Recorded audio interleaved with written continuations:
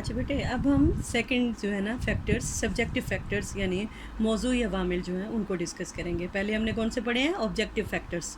اور اب ہم پڑھیں گے سبجیکٹیو فیکٹرز یعنی موضوعی عوامل۔ موضوعی عوامل وہ عوامل ہوتے ہیں جن کا تعلق اس فرد کے ساتھ ہوتا ہے جو ادراک کرنے والا ہے، اس لیے اس کو سم ٹائم کویسچن پیپر میں بھی دارک کی خصوصیات لکھ دیتے ہیں کہ دارک کی خصوصیات لکھیں۔ یا دارک کون ہوتا ہے؟ ادراک کرنے والا، یعنی ادراک کا انحصار محیجات کے علاوہ فرد کی ذات سے بھی ہوتا ہے، اور ہر فرد اپنے اپنے انداز میں دنیا کو دیکھتا ہے، اپنے ہی دنیا کا جو رنگ ہے وہ اس کے دیکھنے کا انداز اپنے تجربات کی روشنی میں ڈیفرنٹ ہوتا ہے، اور فرد سے متعلقہ عوامل فرد کی ذاتی خصوصیات سے تعلق رکھتے ہیں، جو کہ ہم ان کو باری باری اب دیکھ لیتے ہیں کہ وہ کون کون سے فرد کے موضوعی عوامل ہیں یا ذاتی عوامل ہیں جو کہ ادراک میں انوالو ہوتے ہیں۔ پہلا کون سا ہے؟ تحریک یعنی موٹیویشن۔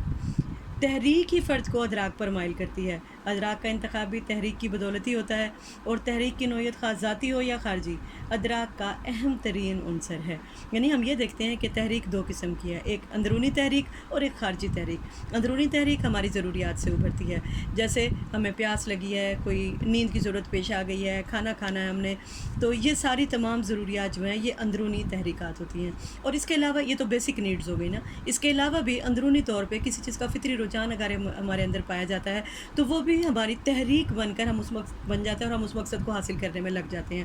تو اندرونی طور پہ تحریکات جو ہیں اور بیرونی تحریکات جو ہیں یہ ہمیں کام کرنے پر آمادہ کرتی ہیں، جس سے ہمارے کام کی رفتار بڑھ جاتی ہے، اور جب تک تحریک رہتی ہے کام کو جاری رکھا جاتا ہے۔ پھر دوسرا فیکٹر ہے دلچسپی۔ دلچسپی جو ہے یہ فطری بھی ہو سکتی ہے اور قدرتی بھی ہو سکتی ہے۔ اب دلچسپی ایسی ذہنی کیفیت ہے جو فرد کو کسی شے یا واقعہ کی طرف راغب کرتی ہے، اور ہر فرد اپنی دلچسپی کی بنا پر محیجات کا ادراک کرتا ہے، یعنی جیسے جیسے اس کی دلچسپیاں ہوتی ہیں ویسے ہی محیجات اس کو اٹریکٹ کرتے ہیں،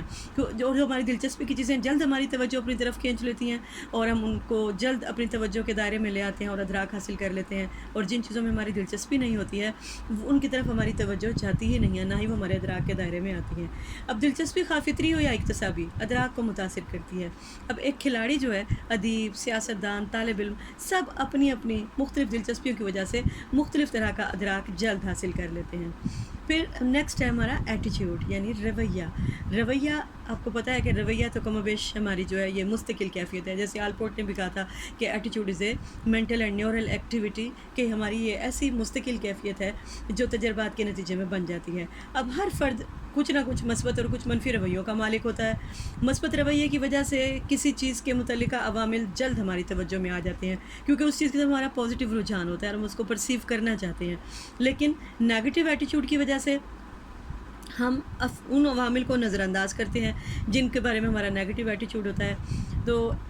ایٹیچیوڈ جو ہے یہ انفیکٹ ہمارا جو ایپٹیچیوڈ ہے یہ بھی اس سے ریلیٹڈ ہوتا ہے، کہ ہمارا رجحان جو ہے ہمارا رویے کے ساتھ جو ہے بن جاتا ہے، کہ جس طرف ہمارا مثبت رجحان ہوگا ہمارا رویہ بھی مثبت بنتا چلا جائے گا، تو وہ چیزیں ہم جلد ہماری توجہ کے دائرے میں آئیں گی۔ لیکن نیگیٹو ہمارا جو رجحان ہے اور نیگیٹو رویے کو جنم دیتا ہے تو وہ چیزیں ہماری توجہ کے دائرے سے باہر چلی جاتی ہیں، جن کا ادراک ہم حاصل نہیں کرتے۔ پھر پرسنل ایٹریبیوٹس ہماری شخصی خصوصیات یعنی شخصی اوصاف جن کو ہم کہہ سکتے ہیں۔ اب دیکھیں ہر فرد جو ہے اس کی شخصیت یونیک ہے، اپنی شخصیت کے مطابق رویوں اور مخصوص پسند ناپسند کا ہر شخص مالک ہوتا ہے، اور ہر شخص مختلف شخصی اوصاف کا مجموعہ ہے، اور شخصیت کے یہی منفرد اور مخصوص جو رنگ ہیں یہ فرد کے ادراک کو متاثر کرتے ہیں۔ اس لیے ایک ہی صورتحال یا چیز کے بارے میں جو جھگڑالو، سادگی پسند لوگ، شرمیلے، بزدل، جوشیلے، مہم جو، بے وقوف، قدامت پسند یا جدت پسند افراد کا ادراک ایک دوسرے سے مختلف ہوتا ہے۔ پھر ہماری ہے مینٹل سٹیٹ،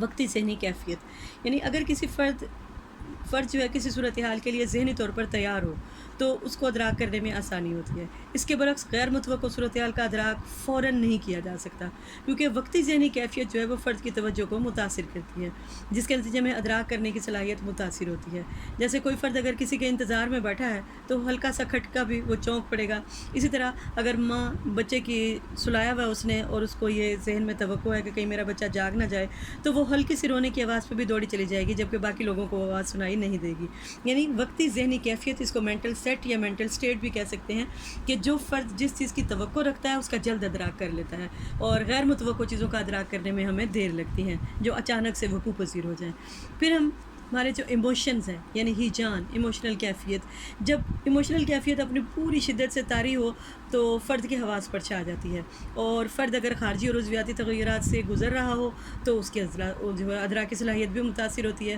اور جیسے شدید غصے، شدید نفرت والی کیفیات میں ہمیں اچھے برے کی تمیز نہیں رہتی ہے، نہ ہی ہم صحیح ڈیسیژن لے سکتے ہیں۔ تو جو فرد اضطرابی اور ہیجانی کیفیات میں جو ہے وہ موہجات کا صحیح ادراک نہ کر پائے گا۔ اسی طرح خوشی میں بھی ہمارے اور بہت سارے ایسے موہجات، تجسس اور حیرت جیسے موہجات میں بھی ہمارے جو ہے یا نفرت کے ہیجانات اگر ہم پہ طاری ہوں تو اس سے بھی ہمارا ادراک جو ہے وہ متاثر ہوتا ہے۔ پھر تعلیم اور تجربہ کسی فرد کے ادراک کرنے میں، جو فرد کا جو تعلیم اور تجربہ ہے کسی چیز کا ادراک کرنے میں، یہ بہت امپورٹنٹ ہوتا ہے، کیونکہ تعلیمی پس منظر اور تجربات جو ہیں وہ فرد کی سوچ بناتے ہیں، اور بہتر تعلیمی پس منظر کی بدولت فرد دنیا میں جو ہے ایک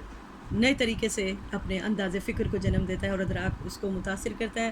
اور فرد کا پیشہ بھی اس کی ادراکی زندگی کو یا ادراکی انداز کو متاثر کرتا ہے۔